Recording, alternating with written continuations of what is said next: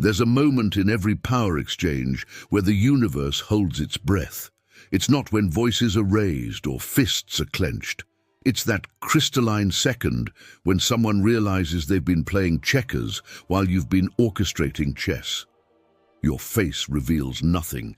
Your breathing remains steady, and in that silence they understand they've encountered something they cannot decode, cannot predict, cannot control. This is the weaponization of calm, not the passive resignation of the defeated, but the deliberate cultivation of an unreadable surface that conceals calculated depths. What most people mistake for emotional regulation is actually the most sophisticated form of psychological warfare ever developed. It's the difference between being composed and being composed for a purpose. The distinction is everything. Consider the executive who storms into your office, face flushed with manufactured outrage, expecting you to match their energy, to defend, to explain, to react. They've rehearsed this scene. They know their lines. They've predicted your responses. But instead of taking the bait, you lean back slightly, your expression shifting from neutral to something they can't quite identify. Not dismissive, not intimidated, not angry. Something else entirely. Something that makes them question whether they've misread the entire situation. "I can see this is important to you," you say, your voice carrying the faintest undertone of something they can't place. Concern, amusement, pity. They can't tell, and that uncertainty becomes a hairline fracture in their confidence. This is not about suppressing your emotions for your own comfort. This is about understanding that in the theater of human interaction, the audience never sees the actor's true feelings, only the performance. And in that performance lies your power. Machiavelli understood this when he wrote that it is better to be feared than loved, but he revealed something deeper in his observation, that the greatest leaders are those who can appear to be what the situation demands while never losing sight of their true objectives. The calm you cultivate is not for your peace of mind. It's a tool precisely calibrated for maximum psychological impact on others. Here's where it becomes dangerous territory. The moment you begin to mistake this performance for your authentic self, the moment you start believing your own act, you've crossed from wielder to victim. The weapon you forged to control others begins to control you. Your calculated composure becomes a prison of emotional numbness. Your strategic detachment becomes existential isolation. But when maintained with conscious intention, this controlled calm becomes something magnificent and terrible. It's the ability to remain absolutely still while others thrash around you. It's the power to make your silence more compelling than their noise, your stillness more threatening than their movement. Watch how this unfolds in the digital battlefield. Someone launches a public attack on your character, your work, your very existence. The crowd gathers, waiting for the spectacle. They expect outrage, defense, a matching escalation of vitriol. Instead, you do nothing. For exactly 48 hours you remain silent, not because you're wounded or scrambling for a response, but because you understand that in the attention economy, your absence becomes presence, your silence becomes volume. When you finally respond, it's not with the expected counterattack. "Thank you for bringing this to my attention," you write, with such genuine seeming gratitude that it stops the mob mid-charge. "I've learned something valuable from your perspective." No explanation, no defense, no matching anger, just this unsettling grace that makes everyone, including your attacker, question what game is actually being played. The attacker expected war and found themselves shadowboxing. The audience expected blood and found themselves watching someone who appears to be operating from an entirely different set of rules. That cognitive dissonance, that moment when they realize they cannot predict your next move, is where your power lives. In professional environments, this translates to something even more potent. Picture the meeting where someone attempts to ambush you with criticism, to put you on the defensive in front of colleagues. They've prepared their assault, gathered their allies, chosen their moment for maximum damage. Your project is behind schedule and over budget, they announce, their voice carrying the satisfaction of someone who believes they've landed a killing blow. Your response comes after a perfectly timed 3-second pause, your head tilting slightly, as if you're genuinely curious about something fascinating. "You're absolutely right," you say, and the room shifts uncomfortably because this isn't the script anyone expected. Walk me through your understanding of the variables we're managing. No defensiveness, no excuses, just this invitation that somehow places you back in control of the conversation. What follows is beautiful in its psychological precision. Your attacker, expecting resistance, finds themselves in the uncomfortable position of having to explain their expertise to someone who seems genuinely interested in learning from them. But as they talk, as they reveal the limitations of their understanding, as they expose the gaps in their knowledge, you occasionally nod with that same unreadable expression. "Interesting perspective," you might say, or "I hadn't considered that approach." By the end of their presentation, without you saying a single defensive word, it becomes clear to everyone in the room that you're operating with information and understanding they don't possess. Your critic hasn't just failed to damage you, they've inadvertently demonstrated the difference in your levels of sophistication. This is the paradox that Machiavelli hinted at but never fully articulated. Sometimes the most merciful thing you can do to an enemy is to let them destroy themselves against your composure. Your calm becomes their chaos. Your control becomes their confusion. But the romantic battlefield requires an even more nuanced approach. When someone you love attempts to weaponize emotion against you, to use your feelings as leverage, the calculus becomes infinitely more complex. They know your vulnerabilities, your triggers, your deepest fears. They know exactly which words will cut deepest, which accusations will send you spinning into defensive explanations. "You never really cared about me," they say, their voice carrying the weight of manufactured pain designed to provoke a specific response. They want you to rush toward them with reassurances, to prove your love through emotional labor, to submit to their manipulation through the demonstration of your caring. Instead, you become very still, not cold, not cruel, but still in a way that makes them question whether they know you at all. "That must be a painful thing to believe," you respond, your voice carrying something they can't identify. Compassion, disappointment, understanding, they can't tell, and that uncertainty shifts the entire dynamic. You're not dismissing their pain, but you're also not accepting responsibility for managing it. You're not defending your caring, but you're also not allowing them to use your love as a weapon against you. You've created space between their emotion and your response, and in that space, they begin to see themselves more clearly. This is where the technique becomes most dangerous to wield. In relationships, the line between strategic composure and emotional unavailability becomes razor thin. The moment you begin to use your calm as a wall instead of a window, the moment you choose protection over connection, you've weaponized the wrong target. Your calm should disarm others' manipulation, not your own capacity for genuine intimacy. The existential dimension of this power is perhaps the most profound and perilous. When you've mastered the art of remaining unreadable in the face of others' emotional chaos, when you've learned to let their storms break against your composure, you begin to realize something both liberating and terrifying. Most of what passes for human interaction is theater.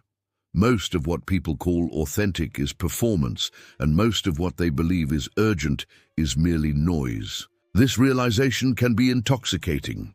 You begin to see the strings behind the puppet show, the machinery behind the magic tricks. You watch people exhaust themselves with manufactured drama while you remain untouched, unmoved, untouchable.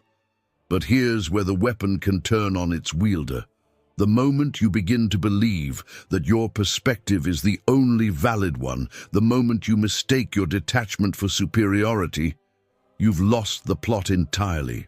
True mastery lies in understanding that your calm is not evidence of your enlightenment. It's a tool, consciously crafted and deliberately deployed. The moment you forget this, the moment you begin to inhabit the performance rather than control it, you become the very thing you've been protecting yourself against. Someone who mistakes their coping mechanism for their identity. The advanced practitioner learns to read the room with surgical precision. They understand that different situations require different calibrations of this power. The composed response that neutralizes a workplace bully might devastate someone genuinely seeking connection. The strategic silence that diffuses online mob mentality might destroy a relationship that requires vulnerability to survive. Watch how this plays out in group dynamics. You're at a dinner party where someone decides to make you the evening's entertainment by challenging your expertise in front of the entire table. "I read that your field is basically becoming obsolete," they announce with the smugness of someone who believes they've found your weak spot. The table goes quiet, waiting for your response. You take a sip of your wine, set it down deliberately, and smile with what appears to be genuine appreciation. "That's fascinating," you say, your voice carrying an undertone that makes everyone lean in slightly. "What's your background in the area?" Not defensive, not dismissive, just curious in a way that makes your challenger suddenly aware they might be walking into something they don't understand. As they scramble to establish their credibility, as they reveal the thinness of their knowledge, you occasionally nod with that same unreadable expression. You might say, or interesting angle. By the time they finish digging their hole, it's clear to everyone present that you've been playing a different game entirely. But here's what separates the master from the amateur. You don't humiliate them. You don't deliver the killing blow that your composure has perfectly positioned you to strike. Instead, you redirect the conversation in a way that allows them to recover their dignity while making it clear that challenging you was a miscalculation they won't repeat. There's definitely truth in what you're saying about disruption in the field, you might add, throwing them a lifeline that also demonstrates your control of the entire interaction. This isn't mercy born of weakness, it's strategy informed by a deeper understanding of power dynamics. The digital age has created new arenas for this psychological warfare. Social media platforms become gladiatorial colosseums, where the ability to remain composed under public attack becomes a superpower. But the rules here are different, more complex, more nuanced than face-to-face interaction. When someone tries to weaponize your past against you, when they dig up old photos, old statements, old associations, and present them as evidence of your unworthiness, the crowd expects a specific performance. They want apologies, explanations, defensive scrambling. They want to see you bleed. Instead, you respond with something that stops the feeding frenzy cold, radical ownership without defensiveness. "You're right," you write. "That photo does show me at my worst moment from 5 years ago. Thank you for the reminder of how far I've come." No excuses, no context, no pleading for understanding, just this acknowledgement that somehow transforms their weapon into your testimony. The mob doesn't know what to do with this response. They came for a crucifixion and found themselves witnessing a resurrection. Your attacker doesn't know how to respond to someone who won't play victim. The audience begins to see the difference between someone who owns their evolution and someone who weaponizes others' past against them. This is the psychological alchemy that true masters understand. You can transform any attack into a demonstration of your growth, any criticism into evidence of your self-awareness, any attempt to diminish you into proof of your transcendence. But only if you remain calm enough to see the transformation while it's happening. The corporate battlefield offers perhaps the most sophisticated arena for this practice. Here, the stakes are tangible, the consequences measurable, the players more skilled in the art of professional warfare. When a colleague attempts to sabotage your project by questioning your methodology in front of senior leadership, they're not just attacking your work, they're attacking your future. "I have concerns about the approach being taken," they announced during the presentation, their voice carrying just enough authority to plant seeds of doubt. "The research seems incomplete, and I'm not confident in the conclusions." They've chosen their moment perfectly, waited until you're most vulnerable, most exposed. Your response comes after a perfectly calibrated pause, your expression shifting to something that might be gratitude, might be relief, might be something else entirely. "I'm so glad you raised that," you say, your voice carrying an undertone that makes everyone in the room pay closer attention. Your perspective is exactly what this project needs. What follows is a masterclass in psychological jiu-jitsu. Instead of defending your work, you invite them to contribute to it. Instead of viewing them as an opponent, you position them as a collaborator. "Walk us through your concerns," you continue, "and help us understand what additional research would address them." Your colleague finds themselves in the uncomfortable position of having to provide constructive input rather than destructive criticism. As they talk, as they reveal the specificity or vagueness of their objections, as they demonstrate their actual level of engagement with your work, you occasionally nod with that same unreadable expression. By the end of the exchange, without defending a single point, you've accomplished something remarkable. You've made your critic responsible for improving your project rather than destroying it. You've transformed an adversary into an asset, an attack into an opportunity for collaboration. But the most profound application of this power occurs in moments of genuine crisis, when the stakes transcend professional advancement or social positioning and touch something fundamental about human nature itself. When someone you trusted betrays that trust, when someone you loved uses that love as a weapon against you, when someone you respected attempts to destroy your reputation for their own gain. These are the moments when your calm becomes most crucial and most dangerous. The temptation to abandon your composure, to meet betrayal with rage, to answer cruelty with cruelty becomes almost overwhelming. But this is precisely when the difference between a master and an amateur becomes most apparent. The amateur explodes. They match energy for energy, betrayal for betrayal, cruelty for cruelty. They believe that the appropriate response to being hurt is to hurt back, that the natural answer to aggression is aggression. They fight fire with fire and wonder why everything burns down. The master understands something more sophisticated and more terrifying.